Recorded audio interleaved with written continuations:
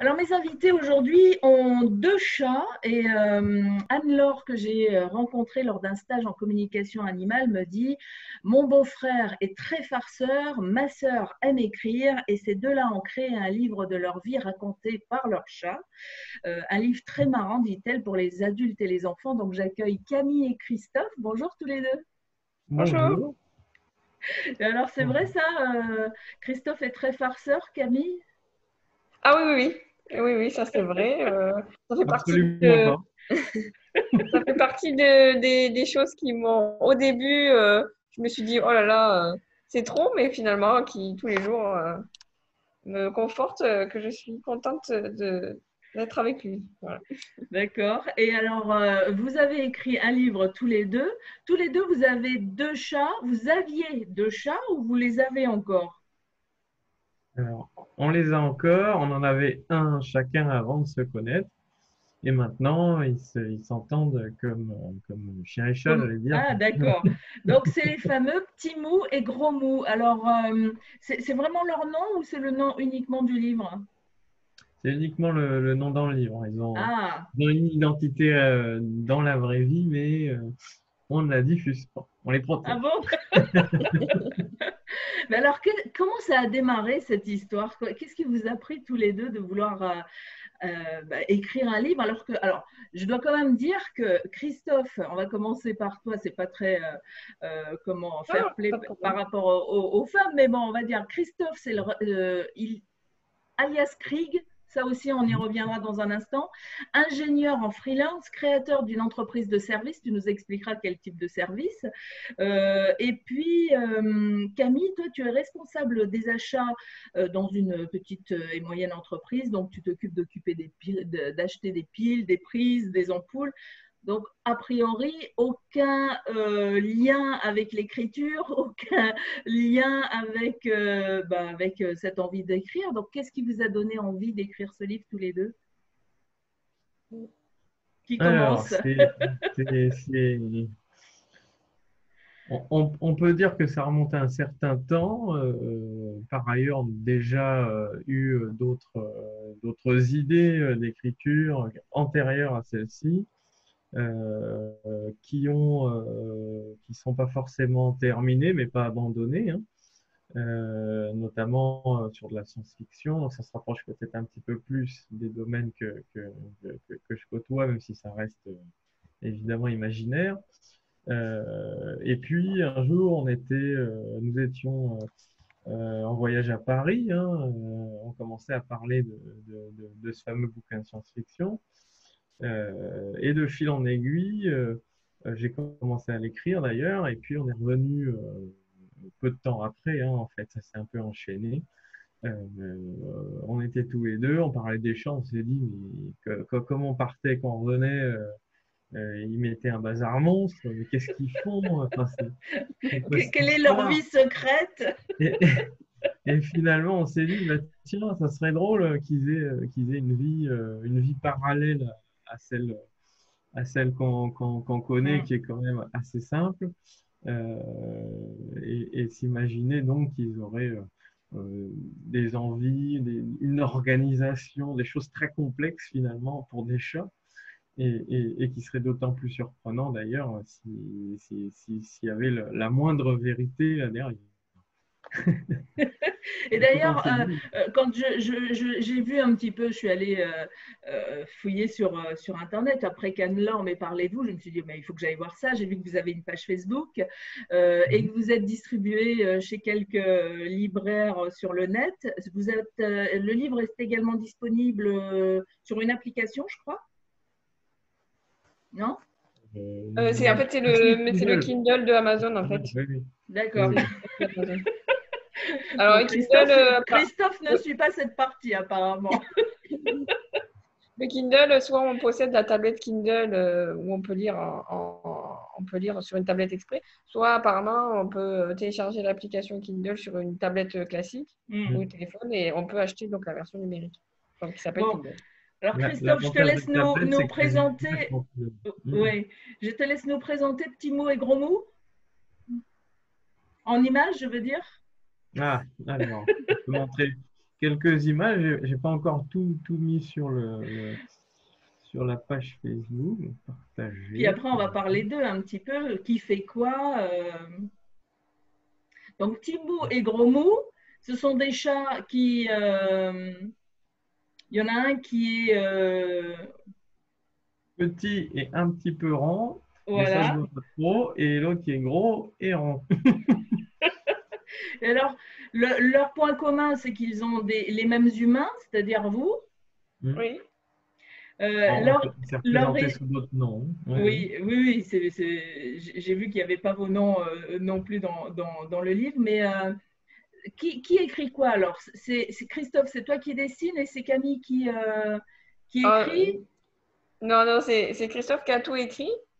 Les dessins ont été faits par une illustratrice qui a rendu une image très mignonne de ces deux personnages. Moi, je suis plus là en support, mais c'est vrai que l'écriture est principalement de Christophe, hein. D'accord, mais tu as un œil dessus, c'est toi qui Oui, dis bah, il teste les blagues déjà, c'est pas Bah mal. oui, oui, oui. Ça représente quand même une du partie style. du Alors, retour. est-ce qu'il y a eu des bons retours justement sur cette relecture quand tu as présenté, que tu présentais à Camille?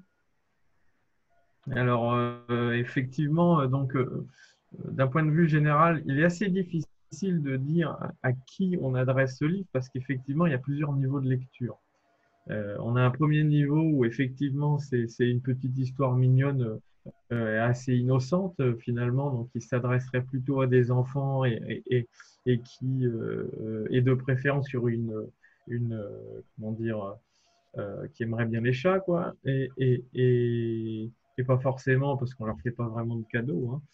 Et puis, il y a un deuxième niveau de lecture où effectivement on est plutôt dans un espèce de monde fantastique qui permet à ces chats d'avoir des attitudes qui s'approchent de celles des humains et donc des travers aussi qui s'approchent de celles des humains.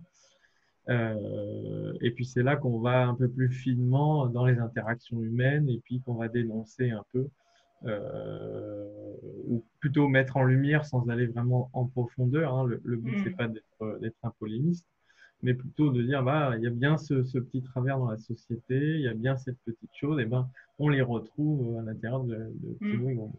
Une sorte Voilà. quoi, de lanceur d'alerte de l'humain dans leur travers, Bon, de c'est dire plutôt un parallèle pour en rire, finalement, c'est pas hmm. vraiment, Ouais, ouais. on n'est pas dans un pamphlet philosophique, il n'a pas cette prétention. Voilà.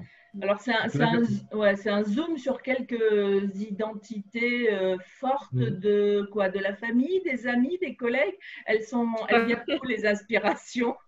Alors, les aspirations, en fait, si chacun regarde autour de soi, il aura énormément d'inspiration. Oui, oui, Donc, c'est pas.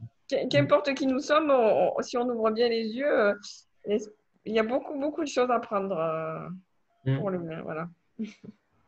Alors, Ouais, c'est qui clair. veut raconter comment débute le livre? Vas-y, vas-y. Alors, comment il débute? Il débute assez rapidement, finalement. Ça, c'est le Le- lieu où vivent les chats, c'est ça? lequel? Bah, juste avant, là, ça. Attendez. Ça, c'est un bar emblématique où, en fait, un bar à chat où tout commence dans le livre, Mhm. où effectivement, ils vont trouver un passage secret qui les ramène dans le monde des chats. Et Oh, j'adore. il y en a plusieurs, effectivement, autour du globe, mais pour l'instant, on ne parle que d'un seul, hein. Et ça leur permet d'aller dans des villes sous les villes. Et quelque part, ça répond aussi à la question comment ça démarre. Mhm. Eh bien, ça démarre par la rencontre de Gros Mou avec Petit Mou. En fait, Petit Mou est projeté dans le monde de Gros Mou. C'est pas tellement détaillé d'ailleurs en ce qui concerne l'arrivée de Petit Mou, qui n'est pas forcément vu d'un bon œil par le chat en place. Et celui-ci décide de l'emmener découvrir ce monde que lui connaît, alors que Petit Mou l'ignore complètement. Euh, donc, il va briser un peu sa naïveté en lui faisant découvrir un monde aussi dur et impitoyable et en même temps un peu appartenant au chat, donc très Mhm. dynamique et puis des fois un peu bête finalement, qui peut nous rappeler le nôtre.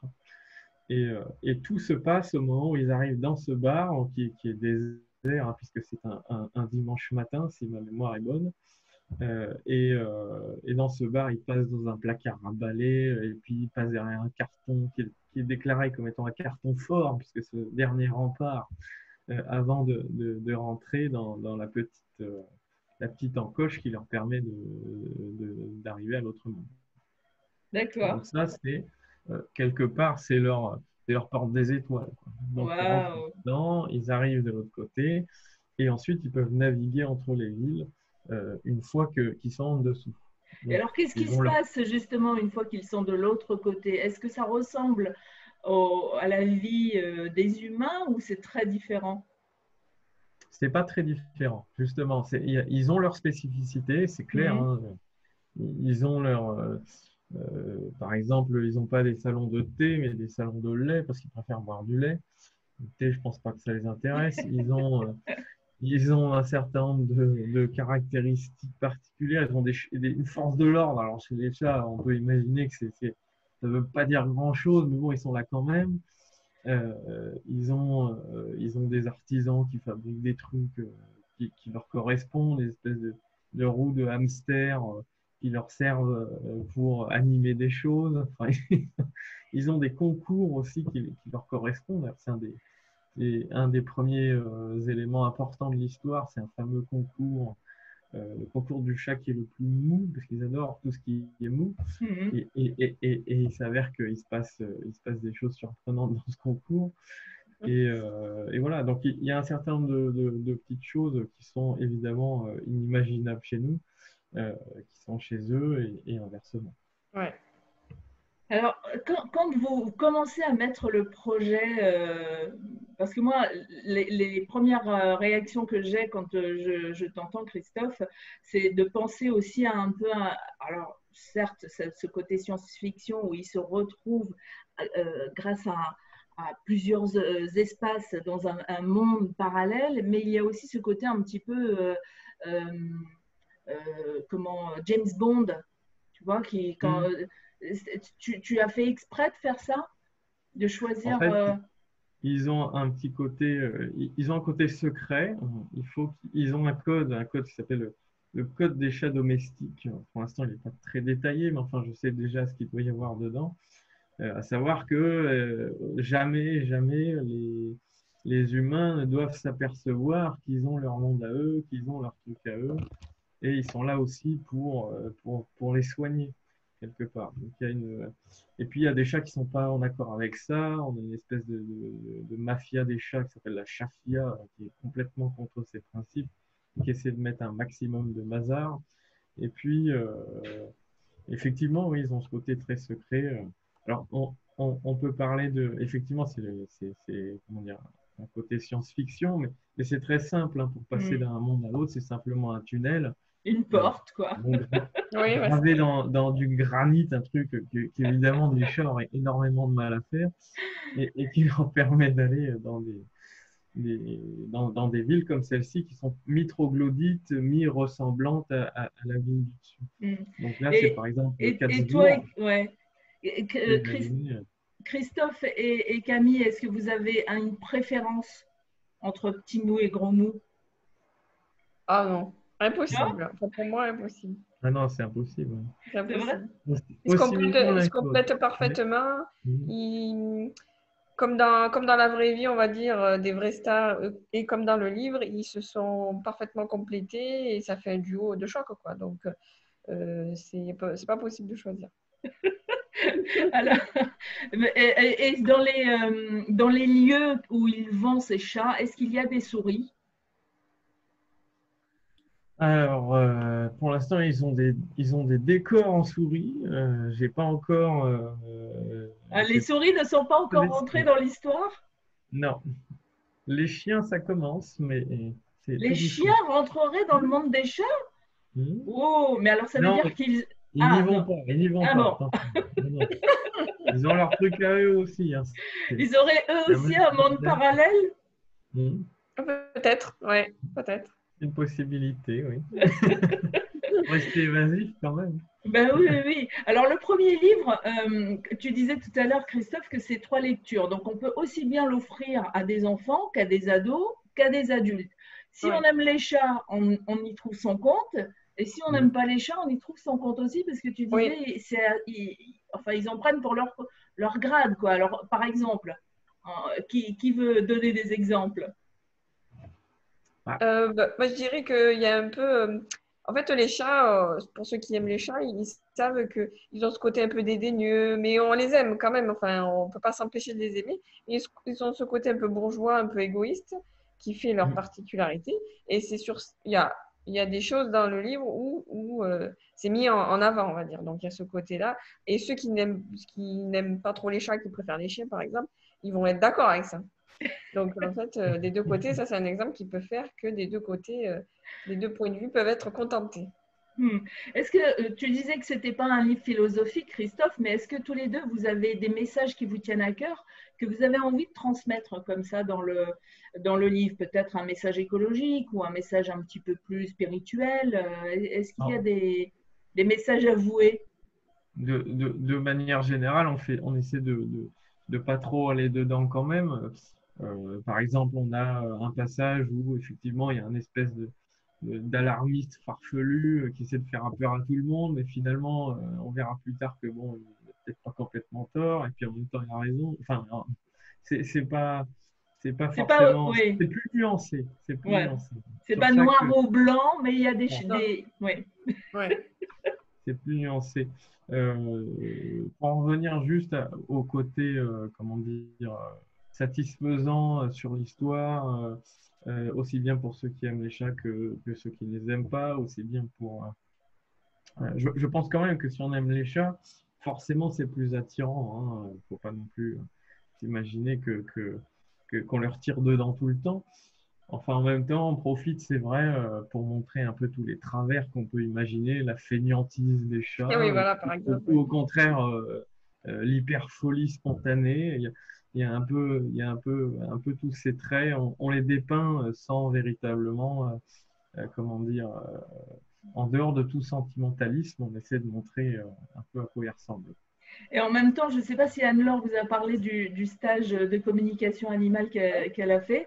Il y a ce côté que tu disais, Christophe, où il y a ces fameux chats qui ont une mission et qui sont là pour guérir un peu les humains et puis les autres chats qui voudraient au fond qu'il n'y ait pas de chat domestique. C'est un petit peu ça, hein, Mhm. que tu disais. Est-ce que ce côté de la mission du chat avec l'humain, c'est quelque chose qui vous, personnellement, sans parler du livre, vous touche, vous y croyez pas? Quel est votre sentiment là-dessus? Alors, moi, effectivement, en fait, mon chat que j'avais donc au début toute seule, quand on ne se connaissait pas avec Christophe, euh, on a toujours été très fusionnels et c'est vrai que j'ai un rapport un peu plus, on va dire spirituel, puisqu'on parle de la communication animale avec mon chat. Christophe, lui, avec le sien, c'est plus une relation affective, je pense, ou je ne sais pas quel autre mot utiliser, vraiment de maître et d'animal. Et moi, je trouve que la communication animale, enfin, ça m'a attiré, ouais, ça m'a attiré parce que je crois plus au fait que chaque organisme vivant, même les plantes, hein, ont une communication. C'est juste que entre vivants, entre différentes races, on va dire, on n'a pas le même langage. Mais s'il y a des ponts qui permettent de, de savoir le langage de l'autre, moi, je suis preneuse. Donc, ouais, pour moi, c'est intéressant. Et toi, Christophe? Ah, moi, c'est plus terre à terre, on va dire. J'ai une relation qui est assez simple avec mon chat finalement, Hmm. assez canalisée sur effectivement donc de l'affection et les papouilles, les choses comme ça. Hmm. Et ça me va bien. Je veux dire, je cherche pas forcément à en avoir davantage. Euh, Juste encore une petite chose, c'est vrai qu'on n'a pas forcément explicité ça sur ce premier livre. On peut en revenir juste une petite seconde. C'est l'établissement de ce monde-là. C'est-à-dire que il y a de l'histoire, c'est pas non plus Sherlock Holmes avec 15 retournements, c'est assez simple, hein. Je rappelle, c'est vrai que la gamme de lecture est assez large, le public visé est assez large, on ne peut pas non plus faire un truc. Mais c'est vrai que derrière, on s'imagine faire le tome 2 et le tome 3, etc., sur des histoires qui vont être de plus en plus étoffées, avec des retournements, avec des choses pour amener un peu le lecteur Oui, là, vous avez à posé voyager. le cadre, quoi. Le cadre de l'histoire, et ensuite, il y aura plusieurs aventures qui vont C'est ça, suivre. c'est ça. D'ailleurs, ce livre est sorti il y a combien de temps? Le 1er juin. Ouais, 1er juin. D'accord, donc il est tout nouveau. Et le prochain tome, vous y travaillez déjà, je suppose? Oui, oui, oui. Après, on a d'autres projets en parallèle, donc ça ralentit un peu Du style, on peut tout savoir, non? Oui. Ah, il y a des Alors, choses secrètes encore, je le sens euh, là. Après, bon, ce sont des secrets de polichinelle, hein, faut pas. J'avais parlé d'un livre de science-fiction. Camille aussi a un projet d'écriture, hein, donc elle en Tu parlera veux si en, elle veut. tu veux en parler, Kaby? Alors, oui, oui, brièvement, parce que en fait, l'écriture, c'est vrai que ce qui est compliqué dans l'écriture, c'est que ça demande quand même pas mal d'énergie et une inspiration, des fois, qui n'est pas présente sur commande, et du temps.